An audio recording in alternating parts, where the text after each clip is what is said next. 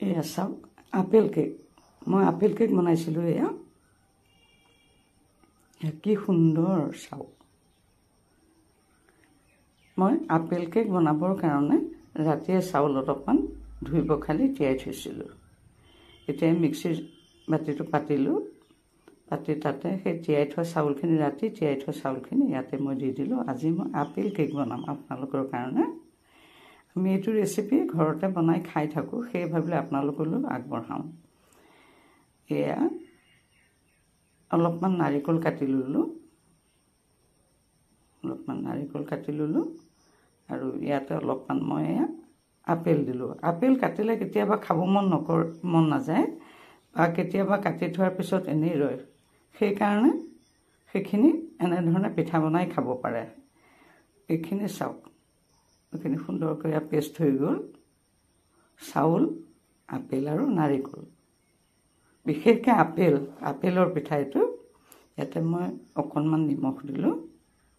অকণমান চেনিও দিলোঁ সোৱাদটো ভাল হ'বৰ কাৰণে নিমখীয়া আৰু মিঠা সোৱাদটো হ'বৰ কাৰণে এইটো এতিয়া সুন্দৰকৈ চাওক মিক্স কৰি লৈছোঁ মই সুন্দৰকৈ সানি লৈছোঁ চাওক বস্তুটো যিমান সুন্দৰকৈ সানিব সিমান ভাল হ'ব বাকীখিনি চাবৰ কাৰণে বোলো এতিয়া কিটচেনৰ মাজলৈ সোমাই যাওঁ এতিয়া গেছটো জ্বলালোঁ তাতে পান এখন পাতি দিলোঁ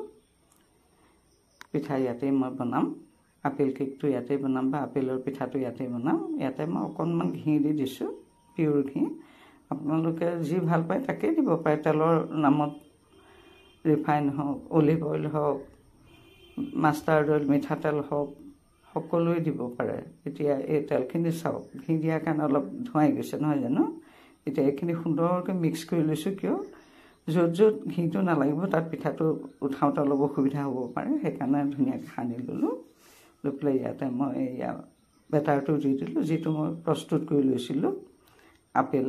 নাৰিকল আৰু চাউল বেটাৰটো দি দিলোঁ দি পেলাই এতিয়া চাওক কি সুন্দৰকৈ হেৰি হৈছে আৰু ওপৰটো সিজিবৰ কাৰণে মই অকণমান ঢাকি দিছোঁ একেই পানী পিঠা বনোৱা পদ্ধতিটোৰ সৈতে একেই হয় খালি ইয়াত আপেল দিছোঁ আৰু নাৰিকল দিছোঁ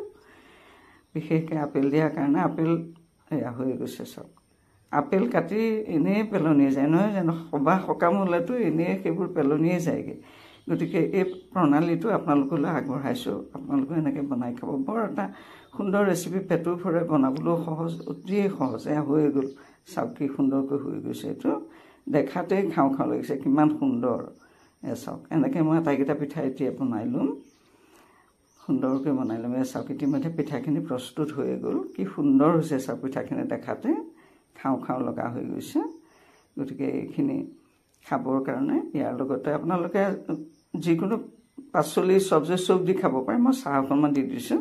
আপোনালোকে এই সুন্দৰ ৰেচিপিটো সুন্দৰকৈ বনাই খাব আৰু এটা নতুন ৰেচিপি লৈ আপোনালোকৰ মাজলৈ আহি আছোঁ ভিডিঅ'টো পহিলাৰ পৰা শেষলৈকে চোৱাৰ বাবে আপোনালোকক আন্তৰিক ধন্যবাদ